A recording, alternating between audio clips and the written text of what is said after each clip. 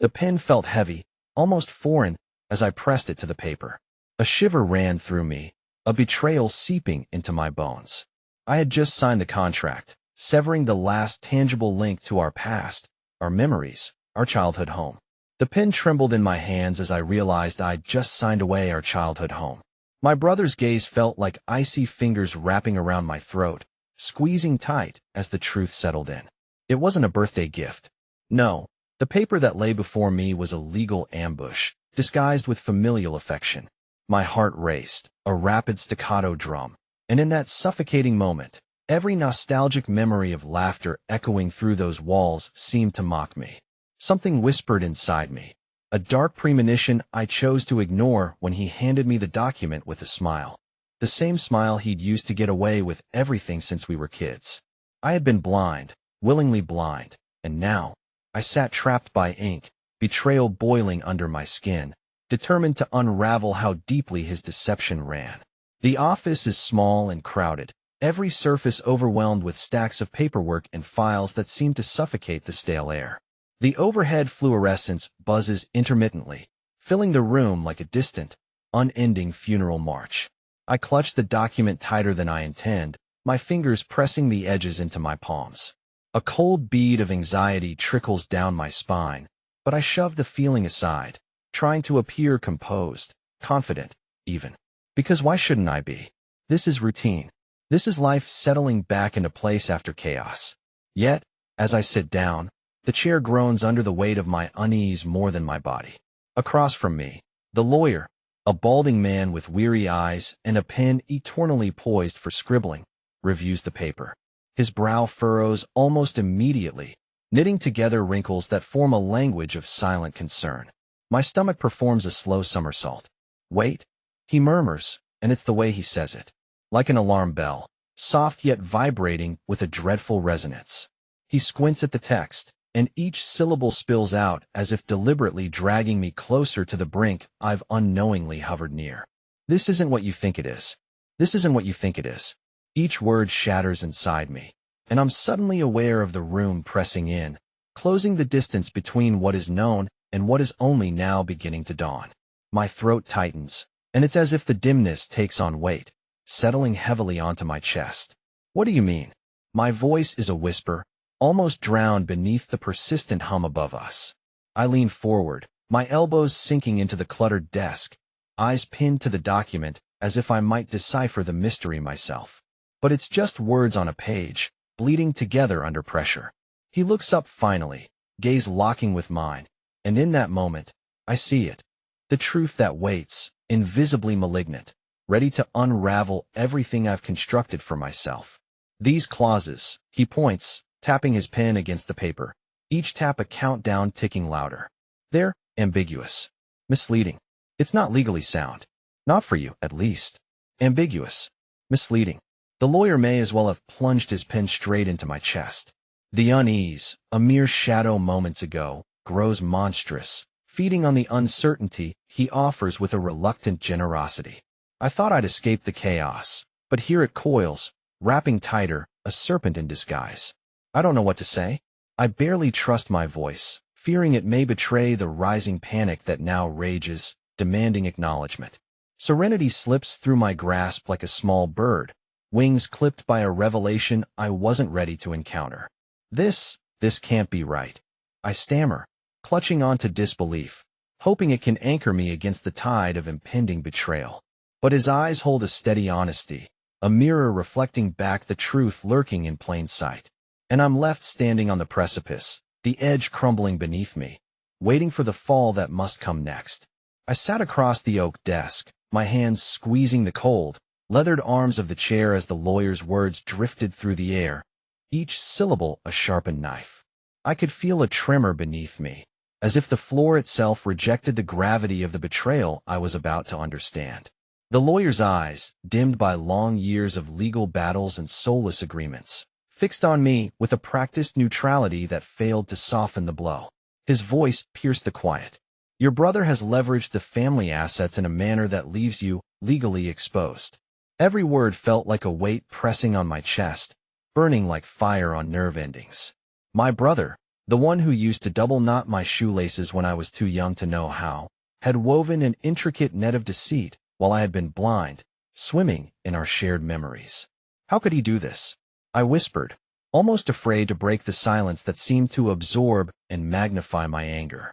My voice was small, as if I were a child asking why the world had suddenly turned cruel and unpredictable.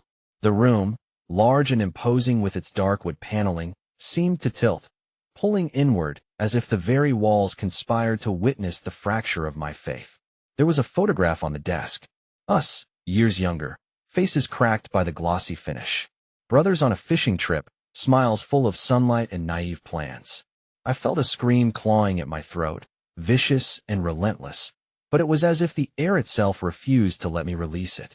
We can contest this, the lawyer continued, his expression wrapped in a compassion he likely reserved for the lost and desperate. But it will take time, and there's no guarantee. Time. It felt meaningless, a cosmic joke in the face of treachery. I trusted him with everything, I said, my voice barely a thread now, unraveling before I could reel it back in. The betrayal had teeth, sinking deep, feasting on the warm, living flesh of my memories, turning them hollow and brittle. I could see my brother's face, not in the angry red haze that threatened to blind me, but in tender moments I couldn't reconcile with this monstrous act. The sound of our laughter, now a haunting echo, filled the room with its absence. I'm sorry, the lawyer added, and I wondered if he felt it truly or if it was another line born of duty. My hands slowly released the chair, leaving behind sweaty imprints, as if my fear, rage, and disbelief had soaked through and left a mark. There was nothing left to do but rise and walk out, my legs dragging the weight of betrayal into the glaring sunlight outside. I thought I'd feel the anger boil over, consume me, but all I felt was the hollow, a silence that could swallow anything whole. I stared at him, my knuckles white around the fork. The room, dim and silent, carried the echoes of too many untold truths. He was there, just across from me, looking every bit the angel he never was. That smug little grin he wore, as much a part of him as his skin, unruffled by the storm gathering in my chest. His eyes met mine, and I knew he could see it, the rage taking shape, twisting like a snake ready to strike. Yet, he didn't flinch. That damn composure. Dinner unfolded like any other before it, utensils gently clattering, polite murmurs of mundane updates, tentative laughs. I couldn't stand it anymore. My heart was a drum, loud and relentless. Why? I blurted, my voice slicing through the air, jagged and raw. My parents froze, mid-motion, forks suspended in the thick tension. Was it worth destroying everything we ever were for this? He blinked, slowly, like he hadn't expected me to finally snap. The room seemed to hold its breath, the warmth from the lamps doing little to dispel the sudden chill between us. Destroy what exactly? His voice was smooth, too smooth, like silk over a razor. What are you talking about? Every syllable was a lie, a deliberate mockery. Anger flared, bright and consuming, my fingers curling tighter around the cutlery. Don't play innocent. Not now. You know what this is about. He leaned back slightly, eyes narrowing, a flicker of irritation crossing his features. You've got your facts mixed. My mother cleared her throat, a tentative hand on my father's arm, a silent plea for calm. But calm had left the dinner table long before. Everything now was chaos, clamor, a truth too sharp to ignore. I shook my head, biting back the scream that clawed at my throat. Everything we've built, every single moment. Was any of it real for you? Or just some sick game? His silence was his answer, pregnant with admissions no words could ever capture. That broke me more than any outburst could have. The truth had been there all along, lying dormant beneath the placid surface of our lives. My father shifted, his voice wary and tremulous. What's going on between you two? The laughter that emerged from my brother was bitter. Ask your golden child. Apparently, he has a lot to say. I could hear a crack in the disbelief, a world ending in whispers and shouts. The dinner table, our last bastion of normalcy, was shattered, each piece glinting with discarded trust.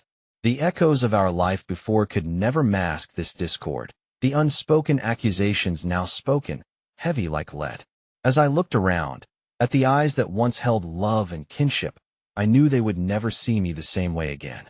That realization hit harder than any word ever could, leaving nothing but silence in its wake. When I think back, it's almost like watching an old home movie, full of dust-speckled rays of sunlight and laughter echoing off the walls of that cluttered living room. My brother and I, barefoot, sprinting across the worn carpet, the kind with the texture only Grandma could love, chasing dreams that now seem as untarnished as those golden hues of dusk. We'd tumble onto the old, overstuffed couch, breathless and giddy, our laughs mingling seamlessly with the murmuring TV, feeling infinite in our shared world. We were inseparable back then. Every adventure, no matter how small, was ours to conquer. The backyard was our kingdom, divided only by imagination. We'd build forts with cardboard boxes, thrones of our own design, ruling over grand imaginary lands with a kind of seriousness only two small boys could muster. Our trusty sidekick, a tail-wagging mongrel named Rusty, watched over our plans with loyal brown eyes, always ready for the next discovery. Those summers felt endless. Warm evenings where time stretched like the long shadows cast by the old oak that stood sentinel at the yard's edge. It's strange how those memories, once so vibrant, now flicker like intermittent lights, reminders of a trust that once thrived in that ever-present shade. My brother's grin felt like it wrapped around the whole world, his eyes sparkling with a mischief that matched my own. Back then, loyalty wasn't spoken. It was lived, as natural as breathing. Yet here I am, staring at the fragments of those days, replayed in my mind as if they might hold the answer to my jagged reality. I wish I could explain how the air felt then, charged with possibilities and a safety I took for granted. But that safety, that assumed foreverness, crumbled with the first hint of deceit. I never saw it coming. One moment, we'd be teasing each other about who was faster or louder. The next, years later, standing on the opposite sides of a war I never knew we'd begun. In my heart, I believed we were still those boys, invincible in our loyalty. But instead, the world frayed around us, and with it, our bond unraveled too. When I heard, for the first time, the truth of his betrayal, the kind that cuts without bleeding, I felt like I was tumbling back onto that couch. Except the fall had no cushioned end, just the hard reality that those days were gone. The house, sold off to strangers. The memories of our kingdom boxed up and scattered. Now, whenever dusk falls, and the light turns gold, I feel the wound anew. A cruel reminder flashing over scenes where loyalty was more than a word. It was him and me, together, against the universe. Except now, it's just me. I stand in our yard, feel the earth beneath me, once running with that same boyish energy. It's a ghost world, whispering old promises, urging me forward, yet binding me to the loss of all we once held dear. I sat at the kitchen table, its wooden surface bare and unforgiving under my trembling hands. The stack of papers loomed like an invading giant, casting a shadow that reached into my gut. They weren't just sheets of legal jargon. They were the remnants of my life, dissected and laid out in cold, clinical terms. I could almost feel my brother's breath on my neck, each ream another whispered taunt. You should have known better. Pages fluttered as I flipped them by rote, searching for something, anything, that made sense. Every phrase was barbed, coiling around my heart. The language felt deliberately convoluted, as if designed to keep me out, to obscure the truth I already knew but couldn't accept. I'd lost everything. My family was just the start. Home didn't make sense anymore. It was alien, a facade where I was a stranger in my own story. The house held echoes of laughter I couldn't retrieve, ghosts of Sunday roasts now charred, forgotten memories. Those times were gone, suffocated under layers of betrayal like dust blanketing in used corners. It was all too quiet, the silence screaming louder than any argument, bleeding with more finality than slammed doors. Without my brother's familiar presence, the walls seemed to close in slowly, like some sadistic hug. I was alone, flailing, caught in a storm I never saw coming. Legal words intertwined with darker feelings. I wrestled with them in the silence, feeling their sharp edges scrape against old wounds. My parents' absence was palpable, the ultimate punishment. All those family dinners, holiday toasts where we pretended to be unbreakable, swept away like autumn leaves in a ruthless gale. How had it all disintegrated so swiftly? It was as if trust had been a brittle facade, fracturing under the slightest pressure. Each document, each affidavit was a reminder of the void I now inhabited. I missed the voices that once made me feel human, the warmth of a shared smile eclipsed by colder realities. The paperwork was death by 1,000 cuts, and I was slowly bleeding out, drowning in their sterile legality. I could almost hear my brother, not just his words but the undertone of mockery, echoing in the solitude. You never really expected this, did you? I didn't know how to rebuild, how to navigate this viscous quagmire of heartache and estrangement. The concept of family, once my anchor, was now shattered glass underfoot, every step forward a fresh wound. Doubt hovered like a specter. I questioned every choice, whether the ground I stood on was solid or just more quicksand.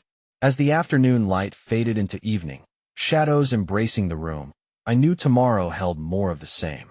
Another day in the trenches, pitting myself against the words that had swallowed my world whole and left behind a hollow shell.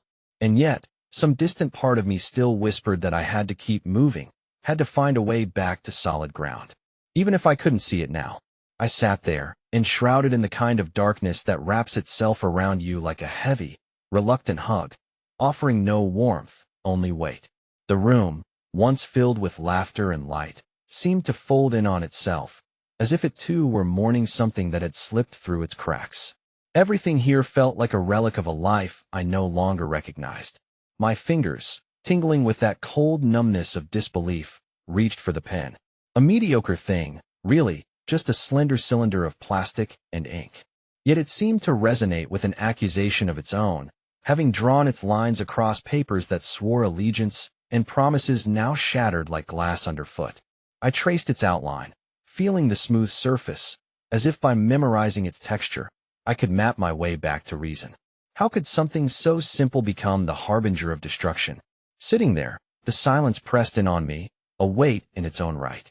My mind jumped from one half-formed thought to another, each one like a jagged piece in a puzzle that refused to fit. Was it me? Had I been so desperate for the warmth of belief that I'd ignored the chill warnings that crept in with each new day? Did love blindfolded me? Or was I simply walking willingly into a darkness cleverly disguised as light? My heart, stubbornly continuing its drum-like beat, dragged memories to the surface. Memories of smiles that felt real, of touches that felt electric, and words that seemed to hang in the air with apparent truth. These weren't just illusions, I argued silently. They couldn't have been. And yet, the gnawing doubt spoke even louder in the silence, a forceful whisper insisting otherwise, questioning my perception of reality itself. Each breath seemed an exercise in futility, a labored draw of air that did little to penetrate the heaviness in my chest. I envisioned the betrayal as a knot, tightly wound and tangled, sitting just beneath my ribs. Would it ever loosen, or was I destined to carry this weight indefinitely? Outside, rain began, a gentle tapping against the window like soft footsteps. I closed my eyes, letting the sound wash over me, trying to drown out the internal cacophony. I imagined that each raindrop might cleanse a fraction of the pain, though I knew better. Pain like this doesn't wash away easily. I opened my eyes, squinting at the faint glow seeping from the barely opened curtain. The world outside seemed so indifferent, moving on in its rhythmic dance, unperturbed by human follies and broken hearts. But even this impartiality offered a strange comfort, an unspoken assurance that though my world lay in disarray, the larger universe continued, steadfast and unyielding. In the midst of my private downfall, there was something undeniable. The shards of love and betrayal were mine to piece together or leave abandoned. Yet for now, all I could do was sit there, holding onto the pen, my inklings of understanding as elusive as smoke. I spotted Sarah across the crowded cafe, her silhouette almost lost in the haze of busy, caffeinated chatter. It had been years, and yet the sight of her was as familiar as a half-remembered song. I hesitated, unsure if the crackling mess of my life was ready for friendly eyes, but my feet moved before my mind gave permission. She looked up, a small flicker of recognition dawning, and then a wide smile stretched across her face. "Oh my God, it's you," she exclaimed, standing up to greet me. Her embrace was warm, like standing in a golden pool of afternoon sunlight after a lifetime of shadow. I inhaled the familiar scent of her lavender shampoo, a fragrance carried through the years unchanged, and for a moment, that too felt like a balm. We found ourselves sitting in a corner booth, 2 cups of steaming coffee forming a protective barrier between past grievances and the fragile hope that maybe, just maybe, some part of my old self could be salvaged. She talked, filling the air with stories of her travels, snippets of laughter that felt like they could lift me if I let them. Still, I sat with shoulders hunched, a house built from weariness. Finally, Sarah placed a hand on mine, her touch grounding me with unexpected force. "I heard about everything," she said softly, the compassion in her eyes almost too much to bear. "I'm really sorry." Gulping down the knot forming in my throat, I nodded. I hadn't expected any words, but now they were out in the open, a fragile bridge extended across the chasm of my isolation. There was a raw honesty in her gaze, a call that wrapped itself around the frayed ends of my resilience. I thought of the endless nights of clinging to silence, the days that dragged like heavy storm clouds. The familiar pain reared its head, but for once, the sharp edges didn't dig quite so deep. She squeezed my hand. "Look, it's just so damn good to see you," she continued with a smile that carried 2 parts nostalgia and 1 part promise. "We should do this more often." Her words hung in the air, a quiet melody that hinted at redemption. In that moment, listening to her light-hearted recounting of mishaps and journeys, something cracked open inside me. Perhaps it was tiny, something as intangible as the realization that, despite the wreckage, I hadn't completely lost all that was once dear. Slowly, tentatively, I began to speak my own truths. Between sips of bitter coffee, I let out the words I'd kept so tightly sealed within. Her laughter danced with my tentative confessions, transforming our dialogue into an improvised symphony of hope and healing. For the first time in a long time, the thought of stepping forward didn't feel entirely impossible. As we left the cafe, I breathed in the autumn air, still fragile but buoyed by a sense that, even amidst ruin, seeds of renewal can find purchase. Sitting at the small kitchen table, I absently traced the rim of my coffee mug with my finger, feeling the slightly chipped edge as my mind teetered on the precipice of decision. Sunlight poured through the window, slanting across the floor and painting the room in a warm, hopeful glow. Somehow, it felt like the universe was offering me a sign, urging me forward, whispering that it was time to let go of the shadows that had trapped me for too long. Emily's words still resonated within me. "You can't change the past, but you can decide what tomorrow looks like." Her empathy was like a balm, soothing the raw aches of doubt and fear. It ignited something in me, a spark of determination that I hadn't felt in years. With a deep breath, I pushed my chair back and stood up, feeling the cool tiles under my feet ground me.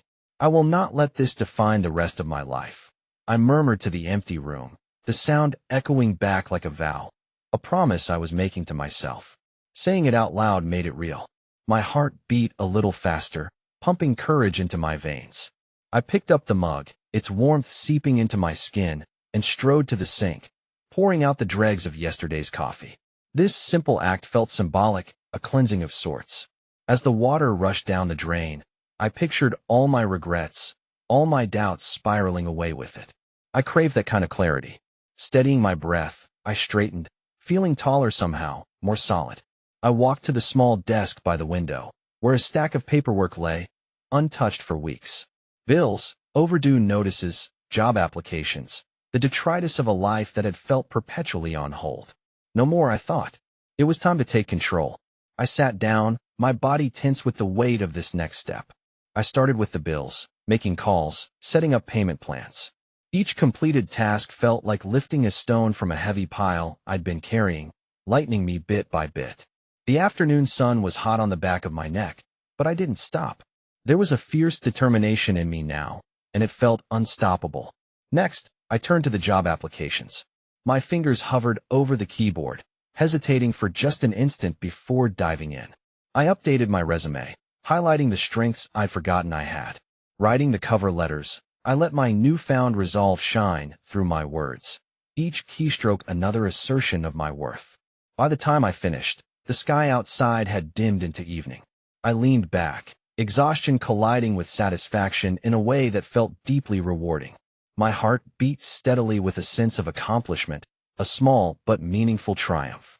I closed my eyes, feeling the cool promise of the night breeze through the open window. This was just the beginning, I knew. But it was a beginning I had carved out for myself, a testament to the power of choosing my path, one brave step at a time. Moonlight spilled across the grass as I stood facing the old house. The place was hollow now, echoing with shadows of what was. Each step I took across the creaky floor had peeled back layers of memory, moments tattooed on the walls, lingering like ghosts. I lingered there, frozen in a moment stretched beyond its time, as if the walls were waiting for me to say goodbye. I reached for the doorknob, its cool metal grounding me even as unease tugged at my spine. Fingers trembling, I turned it slowly, letting the heavy door sigh open. The gust of evening air that greeted me felt like an exhale from deep inside. It swept over my face, and for a brief moment, everything smelled of fresh earth and possibility. Stepping outside, I glanced behind. It looked so unassuming, that old house. Just timber and nails, a lonely silhouette beneath the stars. But it was anything but ordinary to me. I was leaving behind more than just walls. I was severing ties with years of betrayal that had stitched themselves into my skin. Moving forward, I whispered into the night, though it was more of a reassurance to myself than anything else. My voice cracked, fragile against the stillness. I took a deep breath, letting the air fill every aching corner inside me, as if hoping it would push out all the heaviness. My feet crunched over the gravel path, a grounding sound that matched the rhythm of my heartbeat.